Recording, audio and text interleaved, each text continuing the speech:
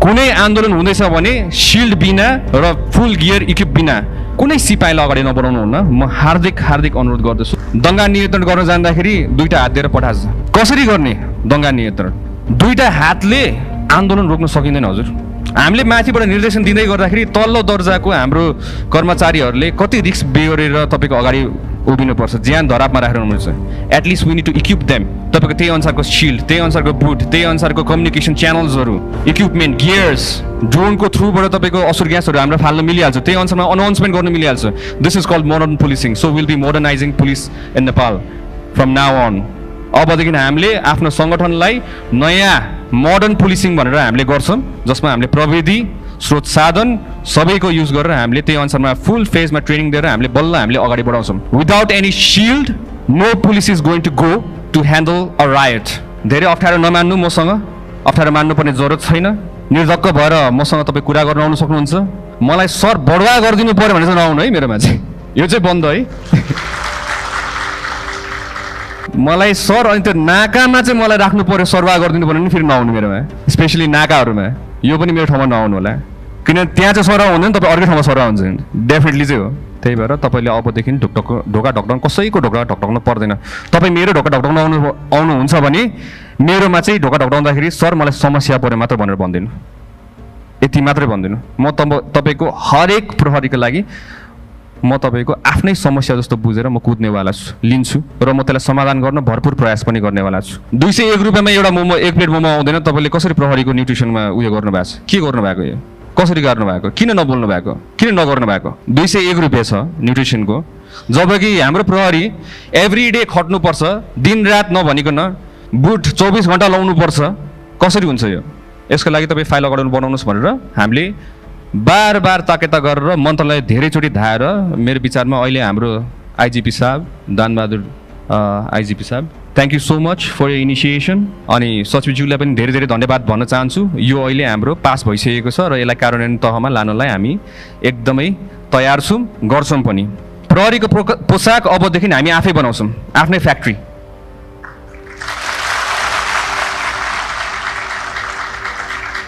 यो फ्याक्ट्री फेरि तपाईँको सहरतिर हुँदैन, यो फ्याक्ट्री गाउँतिर हुन्छ, ताकि गाउँको ठाउँको मान्छेहरूले रोजगारी मिल्छ।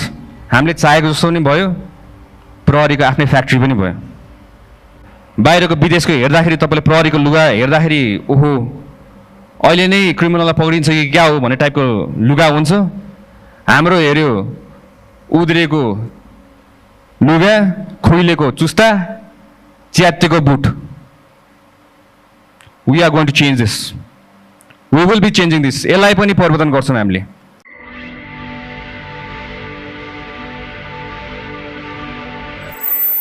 न्युट्रिसनको कुरा, चुस्ताको कुरा,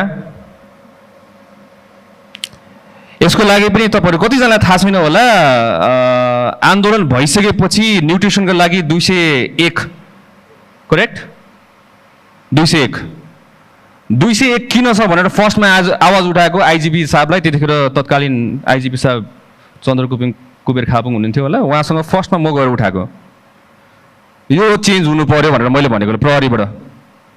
201 रुपियाँमा एउटा मोमो, एक प्लेट मोमो आउँदैन। तपाईँले कसरी प्रहरीको न्युट्रिसनमा उयो गर्नुभएको छ? के गर्नुभएको? यो कसरी गर्नुभएको? किन नबोल्नु भएको? किन नगर्नु भएको? And then we talk about performance.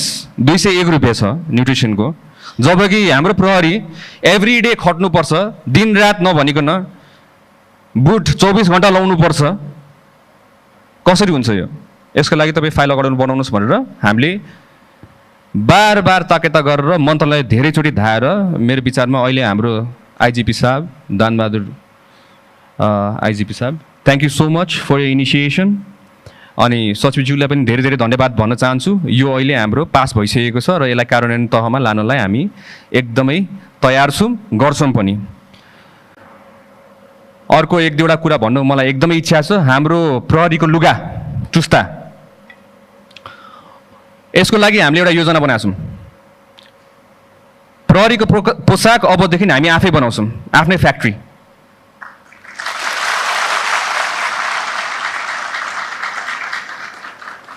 एउटा कुरा, यो फ्याक्ट्री फेरि तपाईँको सहरतिर हुँदैन, यो फ्याक्ट्री गाउँतिर हुन्छ ताकि गाउँको ठाउँको मान्छेहरूले रोजगारी मिल्छ। त्यहाँबाट हामीले त्यसलाई ट्रान्सपोर्टेसन गरेर हामीले विभिन्न ठाउँहरूमा हामीले हाम्रो लत्ता कपडाहरूको लागि हामी पठाउँछौँ। रोजगारी पनि सृजना भयो, आफ्नै देशमा उत्पादन पनि भयो, हामीले चाहेको जस्तो पनि भयो, प्रहरीको आफ्नै फ्याक्ट्री पनि भयो। बाहिरको विदेशको हेर्दाखेरि तपाईँले प्रहरीको लुगा हेर्दाखेरि ओहो अहिले नै क्रिमिनललाई पक्रिन्छ कि क्या हो भन्ने टाइपको लुगा हुन्छ। हाम्रो हेऱ्यो उद्रेको लुगा, खुइलेको चुस्ता, च्यातेको boot.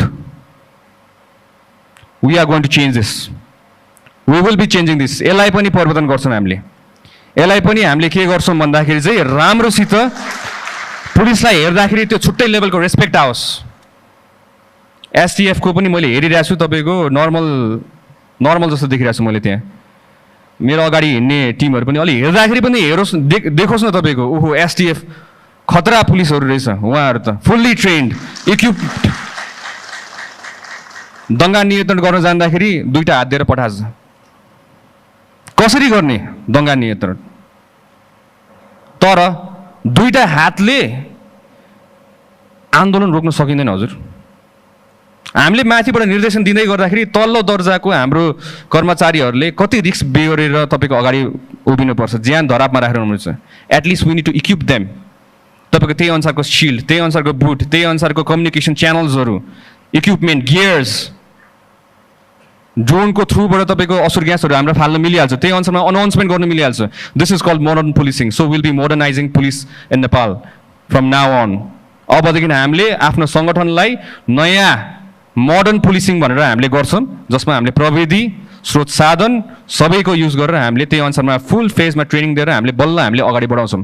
Without any shield no police is going to go to handle a riot. कुनै आन्दोलन हुँदैछ भने सिल्ड बिना र फुल गियर इक्विप बिना कुनै सिपाहीलाई अगाडि नबढाउनु हुन्न। म हार्दिक अनुरोध गर्दछु हाम्रो आइजिपी साहब र विभिन्न हाम्रो अधिकृत ज्यूहरूलाई पनि। धेरै अप्ठ्यारो नमान्नु, मसँग अप्ठ्यारो मान्नुपर्ने जरुरत छैन। निर्धक्क भएर मसँग तपाईँ कुरा गर्न आउनु सक्नुहुन्छ। मलाई सर बढुवा गरिदिनु पऱ्यो भने चाहिँ नआउनु है मेरोमा चाहिँ, यो चाहिँ बन्द है। मलाई सर अनि त्यो नाकामा चाहिँ मलाई राख्नु पऱ्यो, सरवाह गरिदिनु पऱ्यो भने फेरि नआउनु मेरोमा, स्पेसली नाकाहरूमा।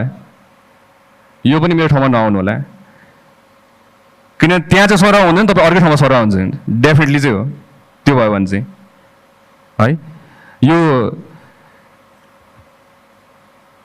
हामीले सिस्टम अनुसारमा हामीले यसको प्लानिङ गरेका छौँ सरवाह बढाएको कुराहरूमा। त्यही भएर तपाईँले अबदेखि ढोका ढकढक्न कसैको ढोका ढकढक्न पर्दैन। तपाईँ मेरो ढोका ढकढक्न आउनुहुन्छ भने मेरोमा चाहिँ ढोका ढकढक्दाखेरि सर मलाई समस्या पऱ्यो मात्र भनेर भनिदिनु, यति मात्रै भनिदिनु। म तपाईँको हरेक प्रहरीको लागि म तपाईँको आफ्नै समस्या जस्तो बुझेर म कुद्नेवाला छु, लिन्छु र म त्यसलाई समाधान गर्न भरपुर प्रयास पनि गर्नेवाला छु।